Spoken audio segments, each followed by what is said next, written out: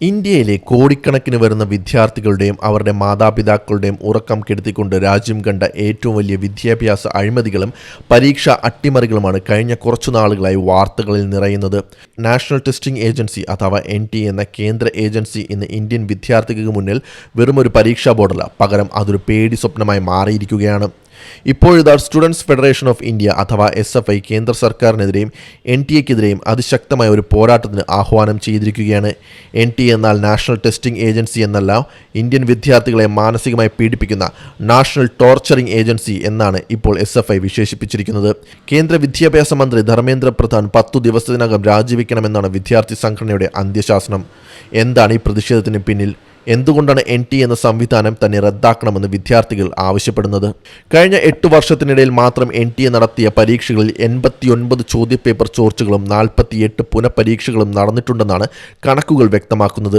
ചിന്തിച്ചു നോക്കൂ, ഒരു മെഡിക്കൽ സീറ്റിനായി അല്ലെങ്കിൽ ഉന്നത വിദ്യാഭ്യാസത്തിനായി ഒരു വിദ്യാർത്ഥി വർഷങ്ങളോളം രാത്രിയെന്നോ പകലെന്നോ ഇല്ലാതെ കഷ്ടപ്പെട്ട് പഠിക്കുന്നു.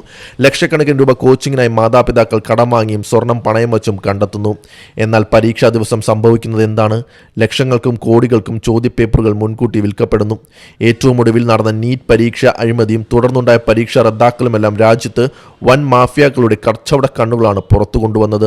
മാനസികമായ തകർച്ചയും സമ്മർദ്ദവും താങ്ങാനാവാതെ ഏകദേശം 22ലധികം വിദ്യാർത്ഥികളാണ് ഈ പരീക്ഷാ ക്രമക്കേടുകൾ മൂലം രാജ്യത്ത് ആത്മഹത്യ ചെയ്തത് എന്നാണ് വിദ്യാർത്ഥി നേതാക്കൾ ചൂണ്ടിക്കാണിക്കുന്നത്.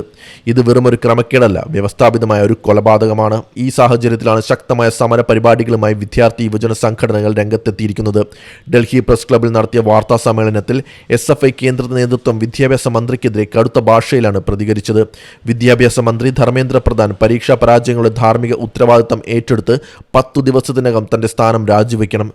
ജൂൺ 19-നകം രാജിവെച്ചില്ലെങ്കിൽ രാജ്യമെമ്പാടുമുള്ള പരീക്ഷാ തട്ടിപ്പിനിരയായ ലക്ഷക്കണക്കിന് വിദ്യാർത്ഥികളെയും അവരുടെ മാതാപിതാക്കളെയും അധ്യാപകരെയും അണിനിർത്തിക്കൊണ്ട് കേന്ദ്ര വിദ്യാഭ്യാസ മന്ത്രാലയത്തിലേക്ക് വൻ മാർച്ച് നടത്തുമെന്നാണ് SFI പ്രഖ്യാപിച്ചിരിക്കുന്നത്. Enough is enough, remove Dharmendra Pradhan, scrap NTA എന്ന മുദ്രാവാക്യമുയർത്തി ഇതിനകം തന്നെ രാജ്യമൊട്ടാകെ 5 ലക്ഷത്തിലധികം ഒപ്പുകൾ ശേഖരിച്ചു കഴിഞ്ഞു. തങ്ങൾ സമാധാനപരമായി പ്രതിഷേധിച്ചപ്പോൾ 25ലധികം വിദ്യാർത്ഥി പ്രവർത്തകരെയാണ് ഡൽഹി പോലീസ് അറസ്റ്റ് ചെയ്ത് നീക്കിയത്. എന്നാൽ അറസ്റ്റും അടിച്ചമർത്തലും കൊണ്ട് ഈ സമരത്തെ തോൽപ്പിക്കാനാവില്ലെന്നാണ് വിദ്യാർത്ഥികൾ പറയുന്നത്. എന്തുകൊണ്ടാണ് NTA എന്ന ഈ ഏജൻസി ഇത്രയും വലിയ പരാജയമായി മാറിയത്? SFI മുന്നോട്ട് വയ്ക്കുന്ന ഏറ്റവും പ്രധാനപ്പെട്ട ഒരു വിമർശനം ഇതിൻ്റെ അത്യാധുനിക കേന്ദ്രീകൃത ഘടനയാണ്. ഇന്ത്യ പോലെ വൈവിധ്യമാർന്ന ഒരു രാജ്യത്ത് സംസ്ഥാന സർക്കാരുകൾക്കോ പ്രാദേശിക വിദ്യാഭ്യാസ ബോർഡുകൾക്കോ യാതൊരു പങ്കുമില്ലാതെ ഡൽഹിയിലിരിക്കുന്ന ഒരു ചെറിയ ഏജൻസി രാജ്യത്തെ എല്ലാ മെഡിക്കൽ യൂണിവേഴ്സിറ്റി പരീക്ഷകളും നിയന്ത്രിക്കാൻ നോക്കുമ്പോഴാണ് ഇത്തരം വൻ തട്ടിപ്പുകൾ നടക്കുന്നത്. ഇവിടെ സംസ്ഥാനങ്ങളുടെ അധികാരം പൂർണ്ണമായി കവർന്നെടുക്കപ്പെട്ടു. ചോദ്യപേപ്പർ ചോരുമ്പോൾ NTA ചെയ്യുന്നത് എന്താണ്? അവർ സ്വന്തം പരാജയം സമ്മതിക്കില്ല, പകരം പുറത്തുള്ള ഏതോ മാഫിയകൾ ചെയ്തതാണെന്ന് പറഞ്ഞ് കൈയൊഴിയും.